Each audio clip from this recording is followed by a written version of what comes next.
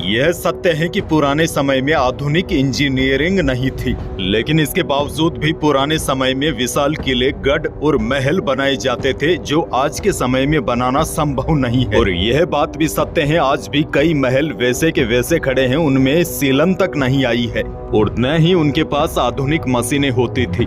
देखिए, पुराने समय में स्थानीय कारीगर, राजमिस्त्री, वास्तुशास्त्री और शिल्पकार होते थे। और बड़ी बात तो यह है, यह लोग बिना आधुनिक शिक्षा के भी संरचनाओं की मजबूती, भार संतुलन, जल निकासी और सामग्री चयन को बखूबी से समझते थे। यह सब वास्तुशास्त्र और गणितीय सिद्धांत पर चलते थे। इस बात से यह बात तो तय हो गई है कि आज के इंजीनियर और आर्किटेक्ट से ज्यादा ज्ञान होता था। और इसका जीता जागता उदाहरण भी है, आज भी पुरानी संरचनाएं संतुलित है और टिकाऊ भी है। और कई किलों और महलों में तो गुप्त सुरंगें, जलाशय, खाई और ऊंची मजबूत दीवारें बनाई जाती थी जो आज भी खड़ी है। न ही उनमें सीलन आती है और न ही पपड़ी उतरती है। इससे साफ है कि पुराने कारीगर आज के कारीगरों या इंजीनियरों से ज्यादा एडवांस थे। और बड़ी बात यह है, राजस्थान के किलों में जल संचयन के लिए भी खास तकनीकें थी, जिससे पानी की आपूर्ति भी बनी रहती थी।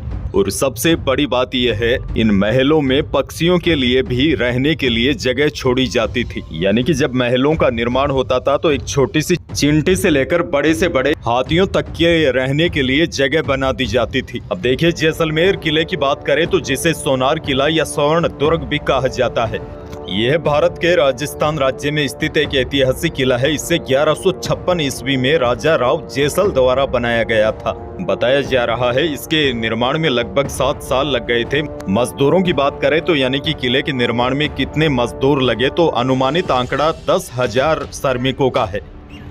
यह किला अपनी पीली बलुआ पत्थर की संरचना के कारण सूरज की रोशनी में सोने की तरह चमकता है, इसीलिए इसे सोनार किला कहा जाता है। यह विश्व के सबसे बड़े जीवित किलों में से एक है और आज भी कई लोग इसमें निवास करते हैं। यानी कि आज भले ही हम आधुनिक हो गए हैं, बड़ी बड़ी बिल्डिंगों का निर्माण कर रहे हैं, लेकिन यह घर नहीं बल्कि इंसानों के घोंसले हैं। मकान और घर तो पहले हुआ करते थे जो सभी के लिए खुले रहते थे और सभी का ध्यान रखा जाता था।